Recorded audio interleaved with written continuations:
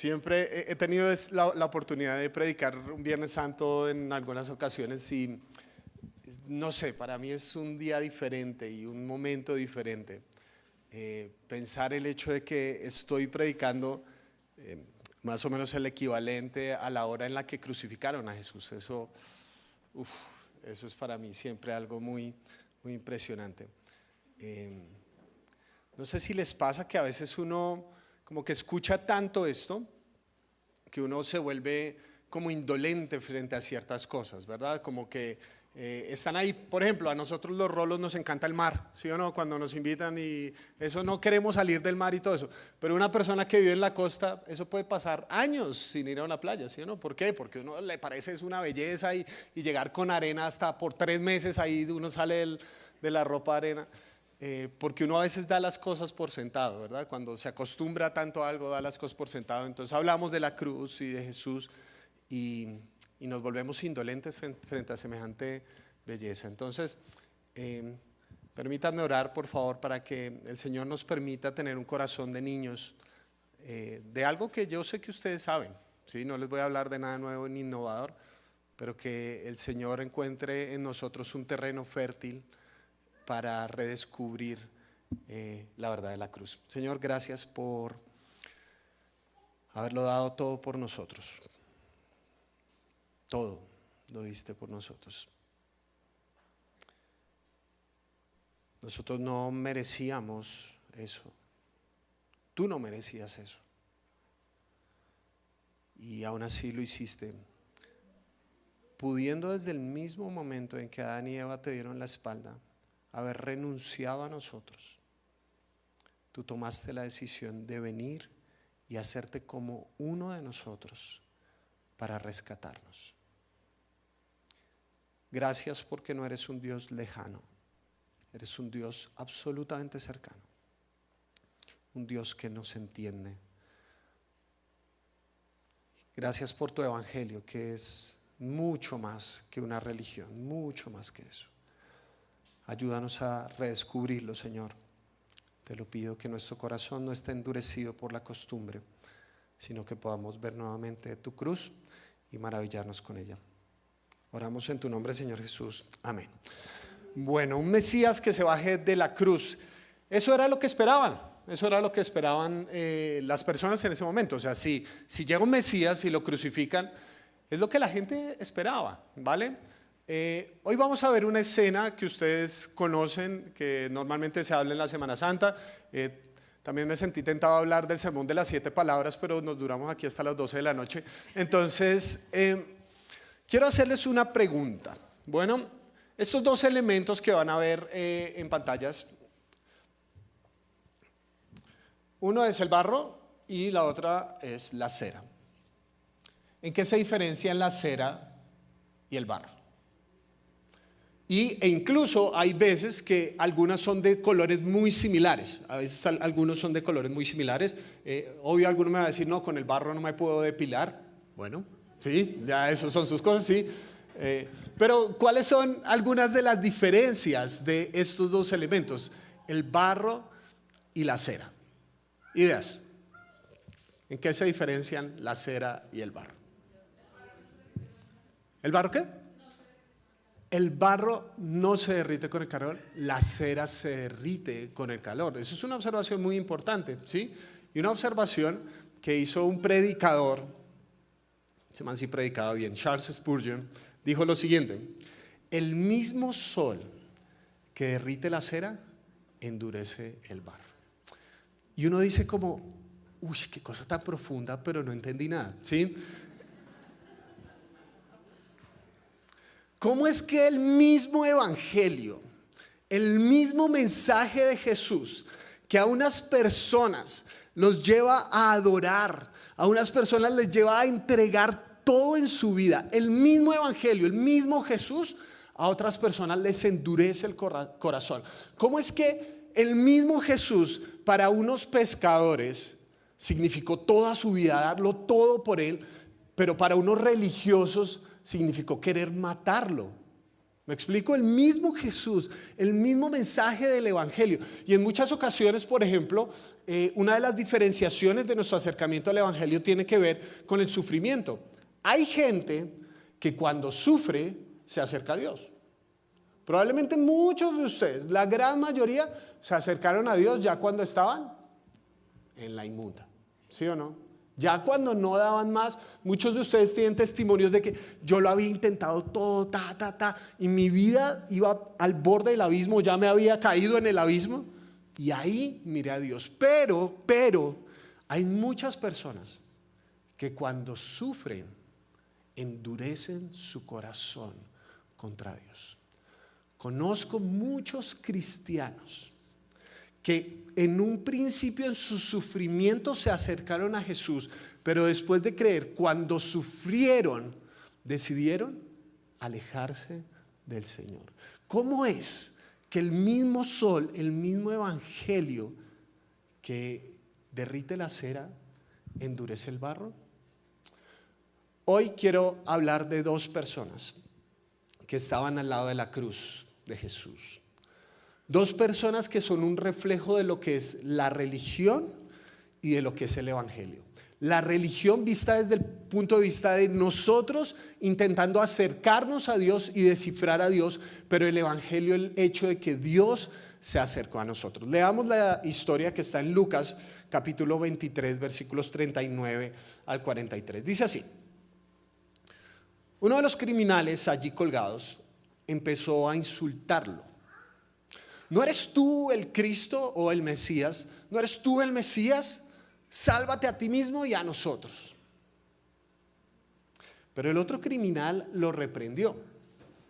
¿Ni siquiera temor de Dios tienes aunque sufres la misma condena? En nuestro caso el castigo es justo, pues sufrimos lo que merecen nuestros delitos. Este, en cambio, no ha hecho nada malo. Luego dijo: Jesús, acuérdate de mí cuando vengas en tu reino. Te aseguro que hoy estarás conmigo en el paraíso, le contestó Jesús. Hablemos primero del primer malhechor o primer ladrón. Algunas versiones dicen el que se endureció. Esta persona que, vean, a mí me parece que hace algo muy ruin, ¿sí? Es insultar a Jesús crucificado. ¿No les parece muy tenaz eso? Y vean lo que expresa esta persona. Dice: si tú eres el Cristo, ¿cómo sé yo que Jesús debería ser el Mesías? Porque deberías salvarte a ti mismo y salvarnos a nosotros. Dentro de los judíos había algo que se llamaba la expectativa mesiánica. Es decir, ellos tenían una idea de cómo debía ser el Mesías. ¿Y qué habían dicho los grandes estudiosos de la Biblia? Que cómo iba a ser el Mesías. El Mesías, que significa ungido, iba a ser como el rey David. El rey David que nos rescató a todos nosotros de los yugos opresores. La expectativa mesiánica que tenían ellos era alguien que los viniera a liberar. Pregunta: ¿las expectativas son realidades? No, son ilusiones. Son sueños, son ideas, ¿sí? Como cajas que yo voy formando mentalmente de cómo debería ser la vida, ¿vale? Entonces usted le pregunta al jovencito, bueno, ¿y qué estás planeando estudiar cuando está al final del colegio? Primero le da una embolia porque se estresan en décimo, ya no saben qué van a estudiar y todas esas cosas, y tienen cosas tan parecidas como, no sé si medicina o ingeniería termonuclear. Igualitico, ¿sí? Entonces usted les pregunta y entonces ellos tienen la expectativa.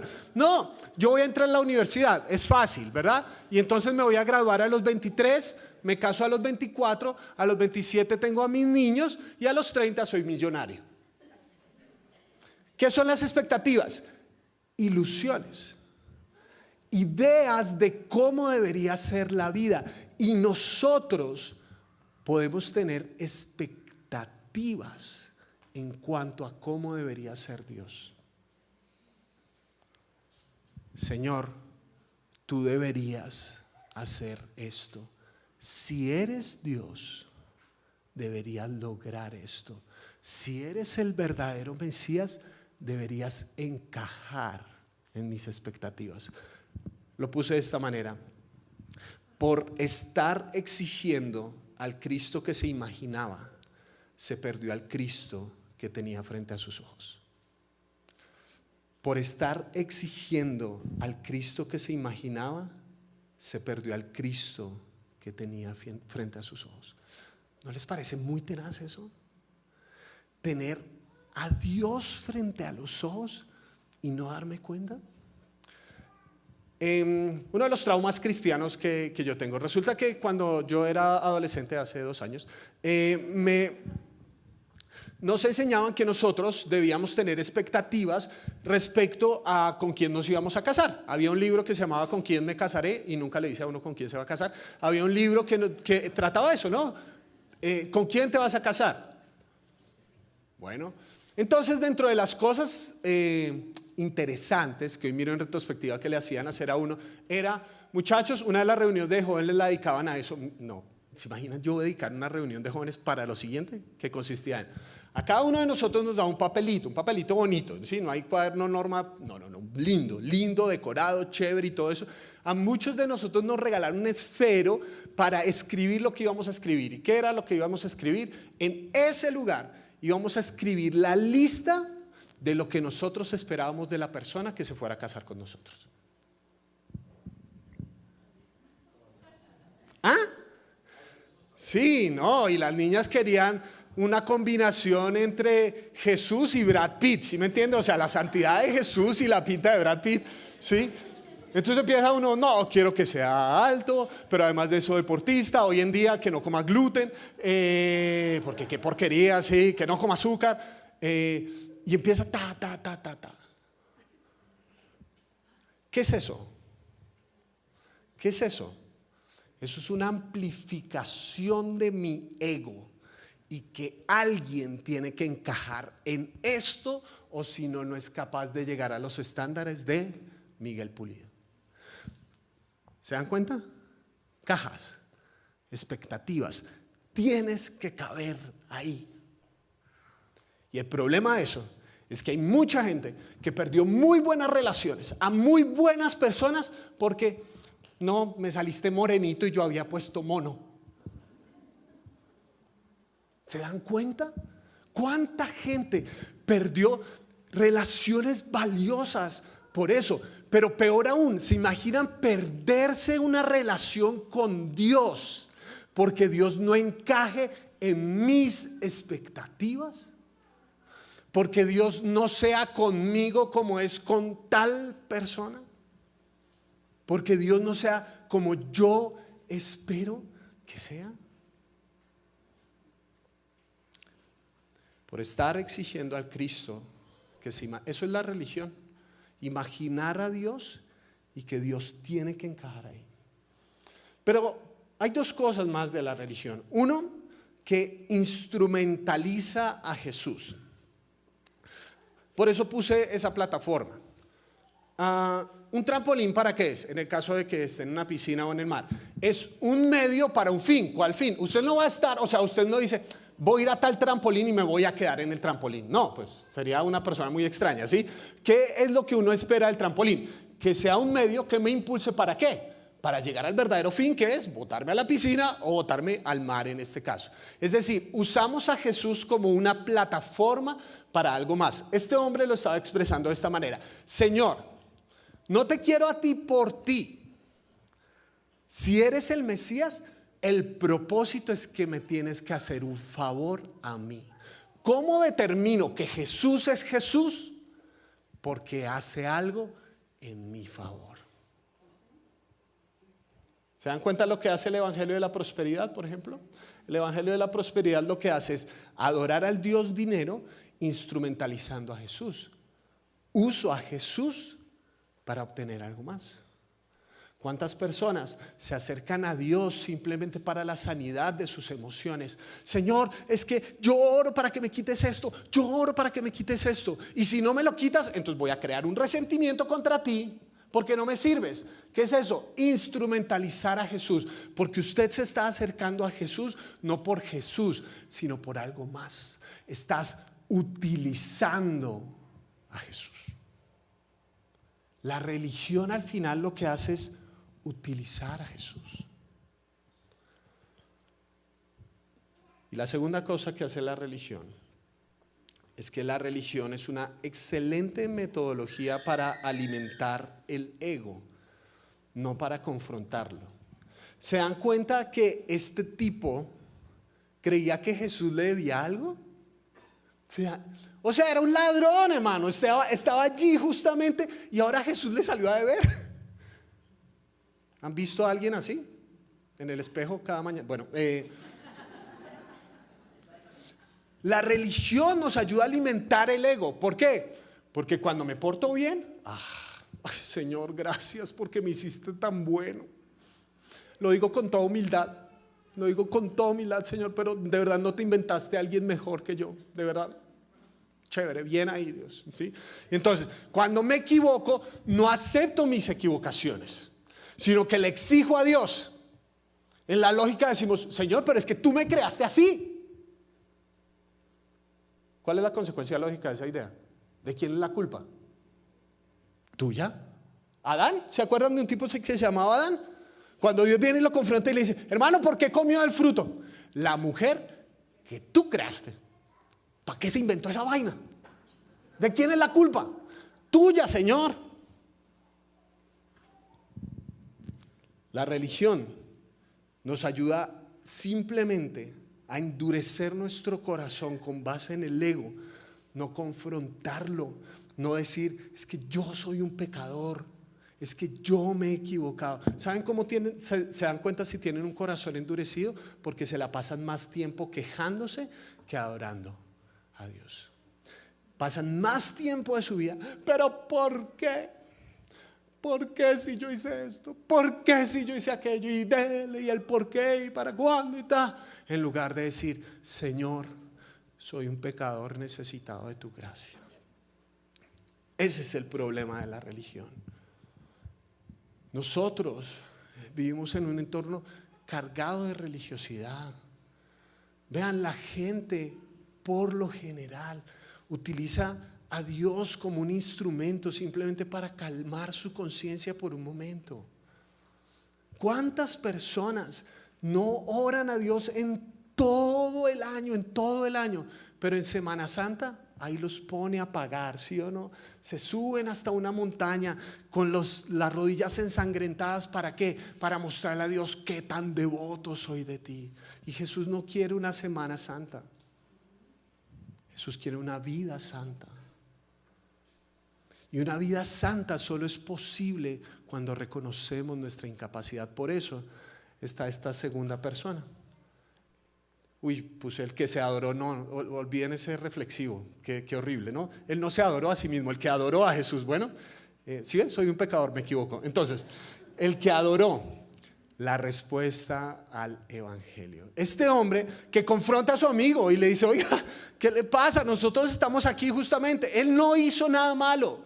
Él no hizo nada malo. ¿Saben? Muchas de nuestras cosas en la vida cambiarían si tuviéramos metido eso dentro del corazón. ¿Saben qué? Jesús no ha hecho nada malo. Así la vida no salga como yo esperaba, así la vida no salga como yo me imaginaba, así la vida no sea como las expectativas, Jesús no ha hecho nada malo. Nada. Él es absolutamente bueno. Yo me equivoco, Él no. ¿Vale? Este hombre que dice, Jesús, yo soy un pecador, yo sí me equivoqué, pero ten misericordia de mí. Quiero que noten que hay dos movimientos en el arrepentimiento. Hay dos movimientos en el arrepentimiento. Si enfocamos solamente uno y nos olvidamos del otro, vamos a tener problemas. Los dos movimientos son, primero, mirar mi culpa, mi falta, que es horrible, que es tenaz, ¿sí? Que yo le fallé a Dios, que yo merecía estar en la cruz, pero mirar también a Jesús. Si miro solamente a mí, mi culpa y mi falta, ¿en qué me quedo atrapado? En el remordimiento. ¿Qué es el remordimiento? El arrepentimiento es, me siento mal por algo que hice y en la medida de lo posible hago los cambios necesarios para que eso no se vuelva a repetir. Eso es el arrepentimiento. ¿Qué es el remordimiento? Me siento mal por algo que hice y me siento mal por algo que hice, me siento mal por algo que hice, me siento mal por algo que hice. Es un círculo vicioso. El remordimiento, porque solamente me miro a mí, mi culpa, mi maldad es tenaz, ¿sí? La persona más difícil de perdonar en el mundo, ¿sabe quién es? Usted mismo. Perdonarse a uno mismo, esa vaina es dificilísima. ¿Por qué? Porque solamente está viendo una dimensión. Mi culpa, mi pecado, mi maldad. Se ha olvidado de la otra dimensión, que la otra dimensión es ver a Jesús. Pero ¿qué pasa si me quedo viendo a Jesús pero no lo conecto con mi realidad? Ocurre el otro problema, que es el legalismo. Es decir, ¿qué es lo que tanto Jesús criticó a los fariseos? Les dijo hipócritas. Hipócritas. Porque creen. O sea, si ustedes aplicaran lo que creyeran, el mundo sería fantástico. Ustedes creen, tienen toda la doctrina correcta, pero está desconectada de su realidad. ¿Qué es el legalista? Es una persona que teoriza acerca de Dios, que solamente le gusta a Dios en la teoría, que sabe que el Mesías debería ser de cierta manera, que se sabe ciertos versículos específicos, que probablemente tiene abierta la Biblia en la entrada de la puerta en el Salmo 23 o el Salmo 91 y ese ya está amarillo, amarillo, amarillo para que me proteja, ¿sí? Junto con la sábila por si acaso. El legalismo es un conocimiento desconectado de la realidad. Es tener el conocimiento como un alivio emocional para no confrontar mi realidad como persona. Ninguna de esas dos cosas es la religión, ninguna de esas dos cosas es el evangelio. El evangelio no tiene el enfoque en el remordimiento. ¿Saben que hay muchos predicadores que les encanta eso? O sea, que yo no sé por qué a la gente le gusta sentirse culpable, ¿sí? Y como que al final de las prédicas más duras que yo he dado, que yo digo, uy, no, me desgarra, ¿sí? O sea, como que, uy, no, o sea, la tiré muy duro y todo eso, y la gente sale como más agradecida. Ay, no, me siento horrible, muchas gracias. No, sí, o sea, como que a la gente le gusta como, sí, el remordimiento, como sentirse mal, miserable, soy una porquería. Pero el evangelio tampoco es legalismo. Hay predicadores extraordinarios, buenos. Gente que lee libros como loco, eso me recomiendan cuánto libro hay. Increíble, o sea, me pueden decir la doctrina de la justificación, de la santificación, pueden tener todas las ideas mileniaristas, amileniaristas, postmileniaristas, las dispensaciones de los tiempos, me pueden citar las conexiones de Apocalipsis con Ezequiel, Daniel y toda la cuestión, como si fuera un jiu-jitsu bíblico, ¿sí? Que disparan versículos, Juan 3:16, Romanos 8:28 y así disparan, ¿no? Si usted piensa que el evangelio es comportarse mejor, si usted piensa que el propósito supremo, la consumación de los tiempos y la manifestación del Hijo de Dios entre nosotros, su propósito supremo es que nos portemos bien, no entendió nada. Tampoco que nos portemos mal, ¿no? Pero no entendió nada. Porque lo que sostiene el evangelio es esto. Jesús cargó con lo que yo merecía para que yo pudiera tener lo que Jesús merecía. Si usted entiende esto, se lo firmo, su vida cambia. Se lo firmo. ¿Por qué no hay transformación en la vida de tantos cristianos? Porque piensan que tienen que seguir cargando la cruz. Porque piensan que son ellos, que el mundo se sostiene por sus capacidades. Pero usted no ha entendido que Jesús cargó lo que yo merecía. ¿Qué fue lo que dijo este ladrón? Él no está aquí de una forma justa. Él está aquí injustamente. Él no merecía esto. Yo sí, yo me lo merecía. Pero es que ni siquiera arrancamos por ahí. Porque usted piensa que la bondad es comparativa, hermano. Y entonces dice, Señor, sí, yo soy una porquería, pero no soy como Timochenko. ¿Se da cuenta? ¿Se da cuenta que no está entendiendo? Porque Dios quiere hablar de ti. Ya con Timochenko, pues yo no sé si hablará, supongo que sí, pero quiere hablar de ti. Tantas personas que usan la fe como un mecanismo para juzgar la vida de otros. Vea, hermano, cuando uno se da cuenta de su propia basura, ¿usted cree que a mí me importa ponerme a juzgar en qué andan los otros? De verdad, o sea, yo digo, Dios tiene que trabajar tanto conmigo, a mí que me importa lo que usted perdón, pero sí, o sea, como, vea, de verdad, o sea, ¿usted cree que yo me voy a poner a solucionar su vida con tantas vainas que Dios todavía tiene que trabajar conmigo? Es que, Señor, es que hasta que no entendamos que yo merecía la cruz, es que yo la merecía. Y usted me puede decir, sí, yo no hice un genocidio, no, está bien, pero es que todos nosotros atentamos contra la santidad perfecta de Dios, y no una vez, constantemente, sí o no. Hasta las cosas buenas que hacemos, las hacemos por orgullo. ¿Sí o no? Usted ayuda a pasar una viejita a la calle y al final, ay Señor, gracias. Gracias porque soy tan increíble. Ora, lee la Biblia y se levanta y dice, ay Señor, ¿sí o no? Es que de tus hijos yo soy el mejor. Nuestras obras son como trapo de inmundicia delante de su santidad. Jesús nos vino a rescatar porque no podíamos solos. No podíamos solos. Él cargó lo que yo merecía. Y en ese intercambio, ¿se acuerdan de esa canción que es glorioso intercambio? Ahora Dios, cuando me ve a mí, ve a Jesús. ¿Por qué Dios ha bendecido tu vida? Porque has orado, has diezmado y has ofrendado. No, por Jesús, fin. Porque quiso. Porque Él decidió darnos lo que Jesús merecía. Ahora yo puedo tener bendiciones porque soy increíble, soy un pastor sorprendente y todo. No, porque Dios es muy bueno, porque me mira como miraría a su Hijo perfecto Jesús.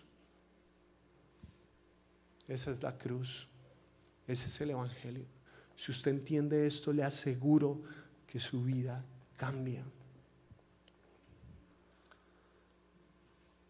Pero, y aquí el pero gigantesco, ¿no les parece muy injusta esa escena de la historia? ¿De verdad? O sea,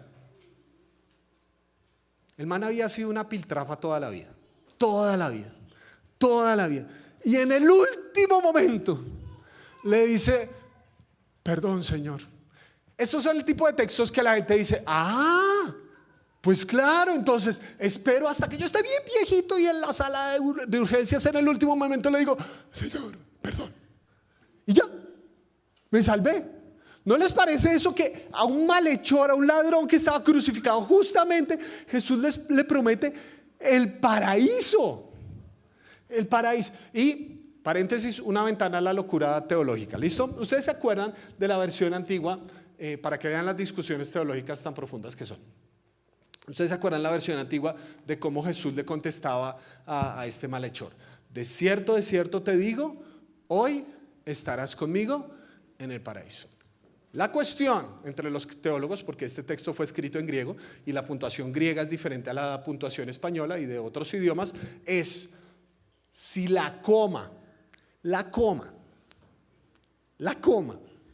debería ir antes o después del hoy. Me están mirando con cara, ¿qué? ¿Qué pasaría si la coma fuera antes del hoy? De cierto te digo, hoy estarás conmigo en el paraíso. ¿Qué pasaría si la coma fuera después del hoy? De cierto te digo, hoy estarás conmigo en el paraíso. Ahí les dejo, ¿listo? Entonces, bueno. Sí, para que vean estas. Sí. ¿Y qué aprendiste en la iglesia? No, que la coma, no sé si.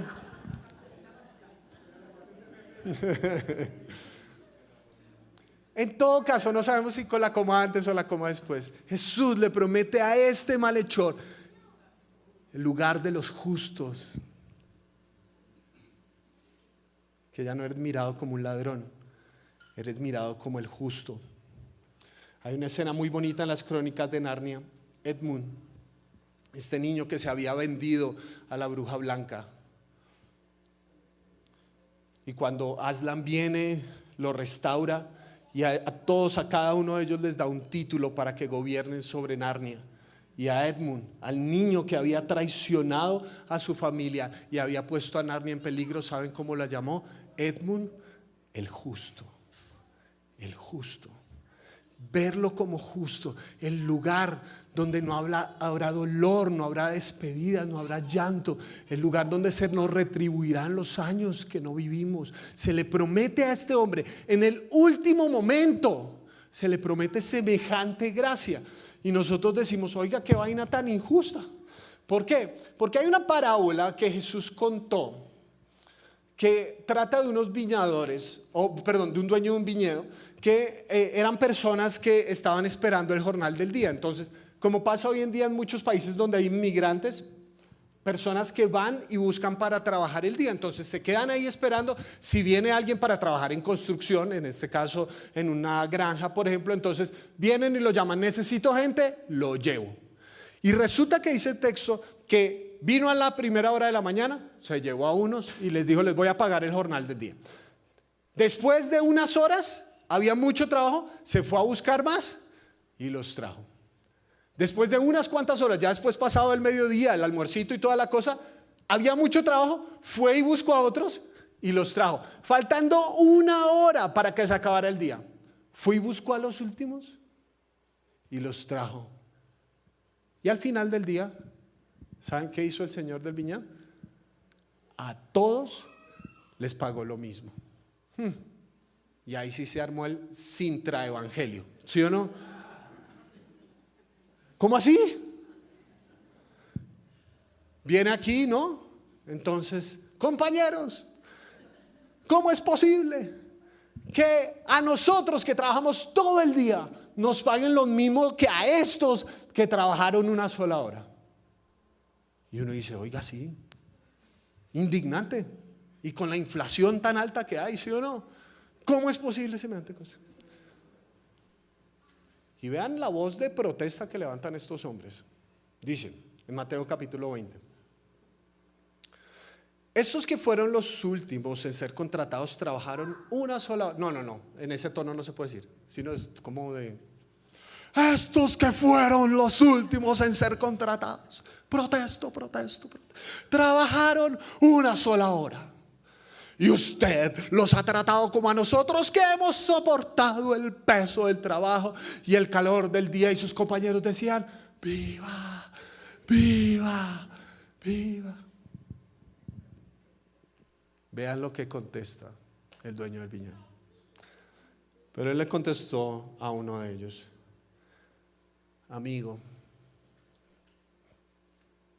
parce, no estoy cometiendo ninguna injusticia contigo. ¿Acaso no aceptaste trabajar por esa paga? Tómala y vete. Quiero darle al último obrero contratado lo mismo que a ti. ¿Es que no tengo derecho a hacer lo que quiera con mi dinero? ¿O te da envidia que yo sea generoso? Así que los últimos serán primeros y los primeros últimos. Dios, el Dios de gracia, de bondad, de misericordia, de amor infinito, cuando le decimos: Señor, no es justo, yo he trabajado más que todos ellos, Dios nos dice: no seas sapo, es mi plata.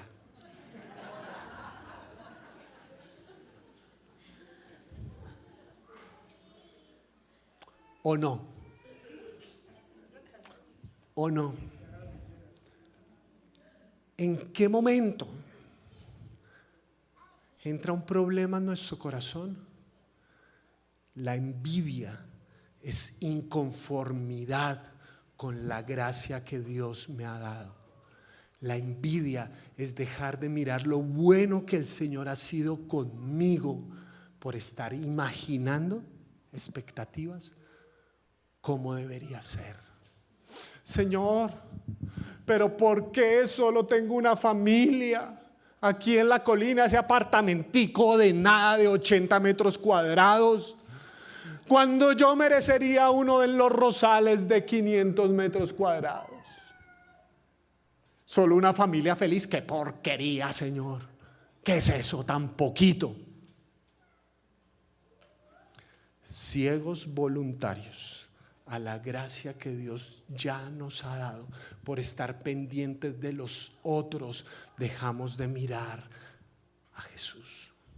La religión funciona basada en las comparaciones, en ver quién es más. ¿Y en tu iglesia sí se siente el Espíritu o no se siente el Espíritu? ¿Y en tu iglesia sí adoran y cantan y saltan o no? ¿Y en tu iglesia el pastor sí predica con fuego o hay todo aburrido? Comparaciones constantemente para ver quién es mejor que otro. Un placebo emocional para no confrontarnos con la propia maldad de nuestro corazón, que cuando Dios nos da su gracia, en lugar de agradecerla, empezamos a comparar. Empezamos a mirar, ay, pero ¿por qué no me diste como él? Ay, pero que no. Pero el evangelio funciona basado en la adoración.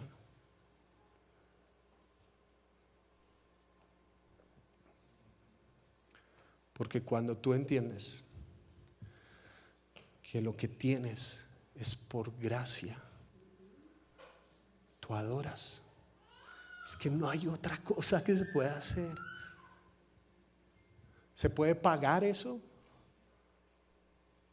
Solo se puede agradecer, ¿sí o no? Los últimos serán los primeros y los primeros serán los últimos. Yo creo que uno de los problemas que nosotros tenemos con ese texto es que lo leemos de una forma muy condescendiente con nosotros mismos. Porque nosotros pensamos que somos los primeros. ¿Quién le dijo eso? ¿De dónde lo sacó? ¿Usted hizo lo mismo que hizo Pablo? El apóstol, no este Pablo. ¿Y usted hizo lo mismo que hizo el apóstol Pablo? Cuénteme, por favor, ¿a dónde ha viajado últimamente evangelizando? Y Melgar no es evangelización, ¿vale? Usted hizo lo mismo que hizo Juan, que preso en Patmos escribió una carta revolucionaria para darle poder a la iglesia y que enfrentara a los poderosos de turno. ¿O es de los que sigue peleando en redes sociales por cualquier bobada? ¿Usted hizo lo mismo que hizo el apóstol Pedro, por ejemplo? Que cuando lo iban a crucificar, él dijo: yo no soy digno de morir como mi maestro, crucifíquenme con la cabeza hacia abajo. ¿Quién nos dijo que nosotros somos los primeros? No hemos hecho ni una décima parte de esta gente que dio toda su vida por esta fe. Nosotros nos quejamos porque hay leyes que van en contra de nuestra moral y decimos cristianofobia y todas esas cosas. Hay gente que la han perseguido durante toda la historia. Es la persecución, son los últimos tiempos. Dígale eso a la gente del África que lleva 20 siglos perseguida. Somos tan condescendientes con nosotros mismos. Señor, estoy sufriendo por tu evangelio. Estoy sufriendo, solamente estoy ganando 3 milloncitos. Señor, esto está muy duro, Señor. Señor, me tocó levantarme un Viernes Santo a las 10 de la madrugada, Señor, para venir a tiempo. Esto está durísimo. ¿Quién le dijo que nosotros éramos los primeros? ¿Quién le dijo eso? Somos los últimos. Somos como ese ladrón que no tenía nada más a que aferrarse sino a la misericordia de Jesús. No tenemos nada más. Usted puede seguir esperando un Mesías que se baje de la cruz, un Dios que cumpla nuestras expectativas, cuando lo que hemos necesitado todo el tiempo es ver la gracia en esa cruz, una gracia que nos dice: no lo mereces y nunca lo vas a merecer, Por más de que lleves 25, 30, 40 años de cristianos y hagas creemos, crecemos, sanamos, servimos y todas las cosas que nos hemos inventado, por más de que haga todo eso, nunca lo vamos a merecer. Porque lo que tenemos es por gracia. Y yo te animo a que te puedas sentir cómodo siendo el último. ¿Por qué? Porque en la gracia los últimos son tratados como los primeros. Y espero que ese evangelio les derrita el corazón. Oramos para terminar.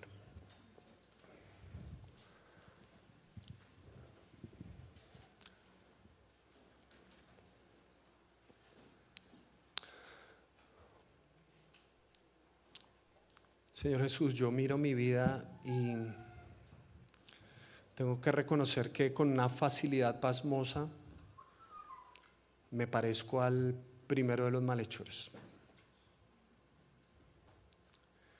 Empiezo a decirte, si eres Dios, tienes que hacer esto. Si eres el Cristo, tienes que hacer aquello. Perdóname por ese orgullo tan terrible en mi corazón, Señor. Padre, oro para que nos vuelvas a dar un nuevo resplandor de tu gracia en nuestras vidas, Señor. Muchos de nosotros quizás ya hemos oído esto miles de veces y se quedó en la teoría, en la cabeza, pero no en el corazón. Señor, que dejemos de andar comparándonos con otros, que dejemos de andar mirando a otros y te miremos a ti, Señor. Tú eres bueno, tú no has hecho nada malo, absolutamente bueno eres, Señor. Y nosotros que merecíamos la cruz, se nos ha tratado como hijos de Dios.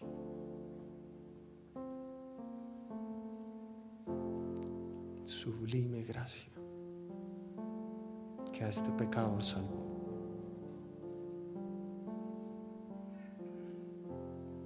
Señor, oro para que no escuchemos esta prédica para otros.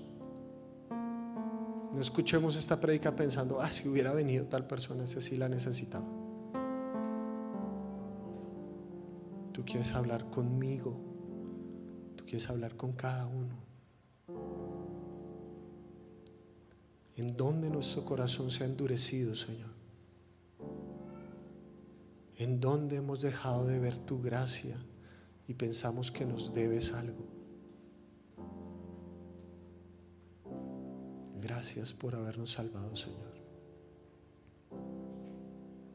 ¿Qué más podemos hacer que no sea adorarte, Señor?